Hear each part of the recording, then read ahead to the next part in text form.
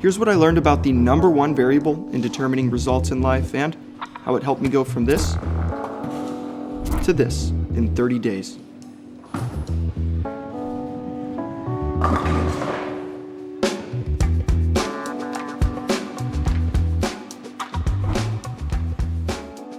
A few nights back, I was sitting comfortably in my living room on the couch. I'm reading this book titled The Compound Effect. In a nutshell, this book elaborates on the idea behind consistency and the compounding results that it produces. The author, Darren Hardy, states that the compound effect is reaping huge rewards from a series of small, smart choices, which is when an idea smacked me across the head. My relationship with consistency has been, we'll say, inconsistent. It's often I'd find myself racing a ticking clock, approaching a deadline, and instead of operating as any normal person should by completing tasks ahead of time in bite-sized chunks, I opt for the more challenging approach. I'd chuck caffeine, sit down to finally start on the day before my deadline, and pretty soon, surprisingly enough, I'm entirely lost in my work when I look up to see the sun peeking through the curtains. I finish feeling both accomplished and absolutely defeated. And I feel that it's this repetition of small, dumb choices that can keep me feeling behind in life.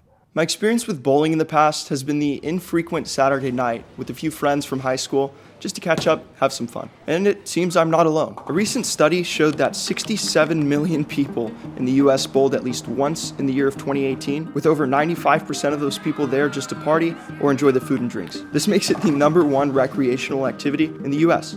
I want to learn what works and what doesn't in my pursuit of becoming a more consistent person, but I found that it can be difficult to apply what I learned from books directly to an important aspect of my life because it sets up an expectation that a drastic change has to be made, resulting in hesitation. Because my skill level at bowling is basically irrelevant to me and my life, I instead want to implement key ideas on the topic of consistency into bowling for 30 days. My hope is that I can look objectively at this process to find out what best practices help excel consistency forward so I can apply those into more areas of my life. So I'm moving forward with this unconventional 30-day challenge to learn what bowling every day can teach me about the process of consistency. So the question is, how much could I possibly improve over the course of 1 month with consistent practice? Let's find out. I've been watching tons of videos on bowling, trying to understand the basics of things like release methods and scoring, when I came across an incredible breakdown of the sport by Veritasium. So the solution is, you've got to curve the ball on one lane. I feel like I have never spun a ball. Through this, I'm finding the objective is not necessarily to hit the pins dead center, otherwise that results in a split over here in the back, but instead to aim for this tiny pocket here on the right or left side of the head pin. This results in the ball traveling down this path and a chain reaction where all the pins just tumble. Now this tiny sliver is a pretty tough target when coming from straight on, but this window opens up more widely if you were to come in at an angle. So if you are able to spin the ball down the lane, you can get it to come up and hit this pocket, giving you a greater chance of striking it out in one go. I've tried to bowl with spin in the past, but the house balls just can't grip the lane. So instead, I bought my own ball, and it's supposed to be ready for pickup tomorrow. Next steps are to learn how to properly put spin on the ball. Also to add, I assume I'm like an 80 average based on yesterday's games, but I can't be entirely sure because I've never recorded previous scores before. I know I have a ton of room to grow with me being a relatively average bowler, but we'll get to see my average as time progresses. In his book, Hardy suggests to find what he calls a peak performance partner to help keep you accountable. Luckily, I happen to have a wife who lets me sign her up for things that she doesn't know about. Hey Lily, do you think we can go bowling tonight? And by tonight, I mean every day of the next month. What'd you say? Perfect. She's agreed.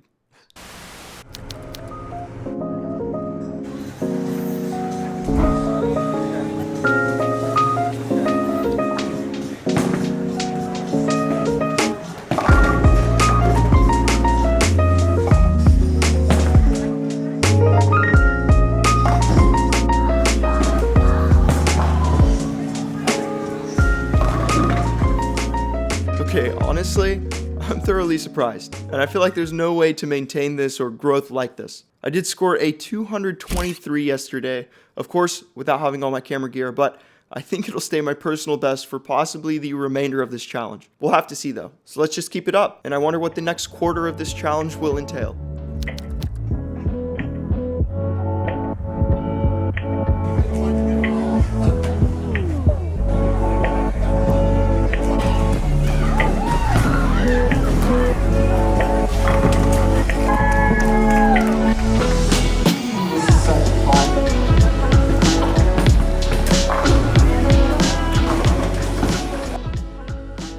wild how different the lanes are from alley to alley. On one lane with this bowl, the ball curves straight to the middle. And on another, with what feels like an identical bowl, the ball grips early and goes straight into the gutter.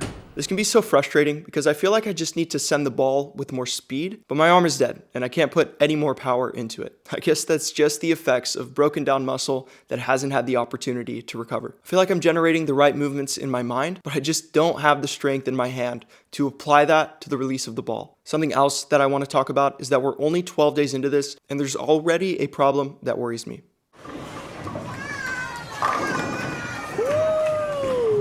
I'm concerned that my peak performance partner is going to start crushing me in this challenge. I don't know, I might have to find a way to dampen her improvement. Jokes aside, we have been bowling pretty much every day together. And I definitely feel that having someone to grow with keeps it from getting boring. I am stoked to see the progress that I've already made in just halfway. When I look back and realize that I went from bowling an average of under 100 to having hit a personal best in the 200s, and we're only 14 days in. A TEDx talk that I was watching discussed just how long it takes to learn a new skill.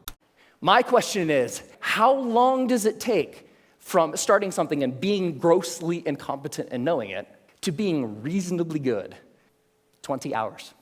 In the first 20 hours, the ratio from time invested to improvement experienced is massive, but it's really true, and it just goes to show how quickly you can pick up a new skill. What's the one thing you would try to learn or get better at if you decided to commit to just 20 hours of intentional effort? I have to come clean. I skipped the last 2 days of bowling, but I feel like I have a semi-decent reason. Our dog was going into labor and we wanted to be home for that process. And because she never verbally confirmed her exact time of preference, we were in limbo just waiting until she popped. 11 puppies. But we're back at it today, and I hope you can forgive us.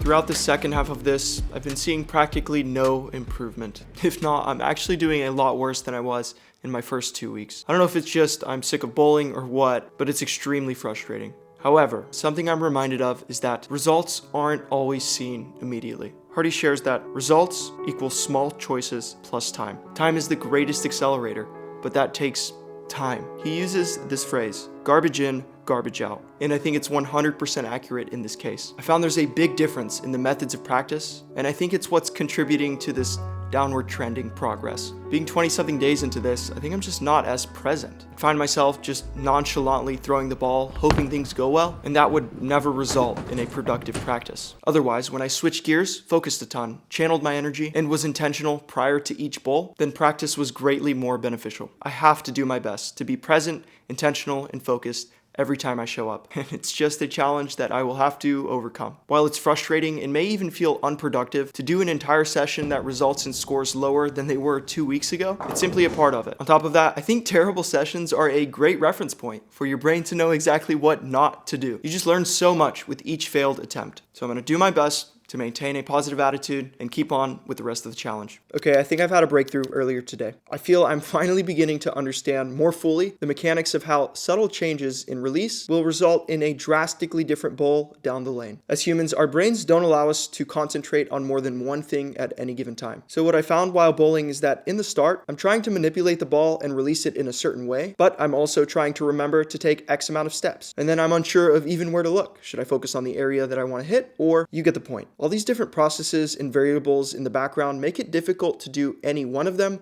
well. So because of this, consistency has turned this action into a subconscious routine. And I may have recently just crossed a certain level of that threshold. My body just does what it needs to do without me having to consciously plan every step out in my mind. All of that just happens. It's similar to how if you're on a computer running a heavy program that seems to be lagging, it helps to clean up miscellaneous tasks running in the background. This allows for more power to be directed to that one program. So in the same way, if you clear out all the background noise and turn whatever task you're learning into a subconscious habit, you can now concentrate on one thing more specifically. And in this case, I can direct that extra computing power that my brain has to my release, and I can adjust to the oil patterns of whatever lane it is that I'm bowling on. As I mentioned earlier, oil patterns vary a lot from alley to alley.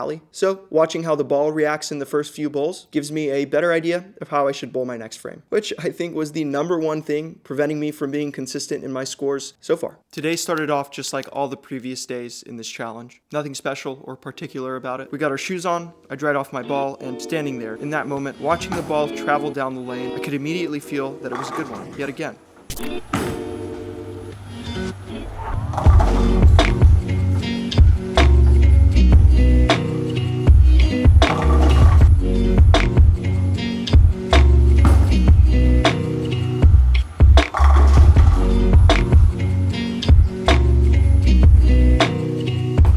Game progressed to a finish, I'm waiting in anticipation to see my final score being animated out at a painstakingly slow rate, which is when I was flushed with an overwhelming realization that I had done it. Clearly it wasn't a perfect game, but to me, all the effort, the frustration, the I don't feel like it today was whisked away. And through all of that, I discovered a few simple steps to become more consistent in my everyday life. I felt a sense of freedom, knowing that all that I had worked towards had paid off. And I'm really grateful to have gotten a personal best just 2 days before the end of this challenge and not allowing my week 1 self to claim that record. Just having the realization that being consistent is simple and is incredibly rewarding. And it gives me hope that I can become more consistent in aspects of my life that I feel are lacking. From relationships to family, to personal projects, to just living and maintaining a healthy lifestyle. All of these are things that I am more motivated to invest the effort of consistency into. What about you? What did I learn from this experience? When you commit to something, you realize drastic improvement in the process, especially when consistency is the number one priority. This challenge has helped me realize that consistency will truly outbeat hard work. Perhaps not in any day of the week, but definitely in any week of the year. Realistically, I only bowled like an hour average each day, but even with that, I was able to improve 100%. So that causes me to wonder, imagine if I were to spend 2, 3, or even 4 hours on something a day for an extended period of time. What kind of results would I see? At the end of the day, it's crazy to think that just 30 days of consistent, but not necessarily difficult effort can result in more than doubling your effectiveness in a specific activity. And while I may not have progressed as much as I would have liked to in the second half of this experience, I'm still more grounded than ever in knowing that consistency, it works, and it pays off. My final results for the month, the score of 92.7 was the average of my first 3 days in this experiment, and 180.7 was the average of my final 3 days. Consistency is what allows for this. The end result is so satisfying that it's worth all the pain, discomfort, and frustration that comes along with hours of agonizing practice. Which brings me to my final point. I forgot where I heard this, but freedom is paid for at the price of discipline. I used to be under the impression that all I needed was some motivation to take action. But I learned that waiting for emotions to determine the actions you take is a great way to not get anything done. So for instance, if a pianist wanted the freedom to play any song that was set in front of him, he would first need to pay for that freedom with discipline by learning music theory, exercising scales, and dedicating hours upon hours of grueling intentional effort into practice. Only then will he be free to play in the way he imagined. At the end of the day, we all want to be able to do more, but we all have these same 24 hours in a day. So you might ask, how can any one of us achieve more than others when we all have the exact same amount of time? By becoming more effective with each of the hours, minutes, and seconds that we've been given the opportunity to live. Being effective means to maximize your results in any given scenario. And in order to be able to maximize your results, consistency is what's required. Thanks for watching.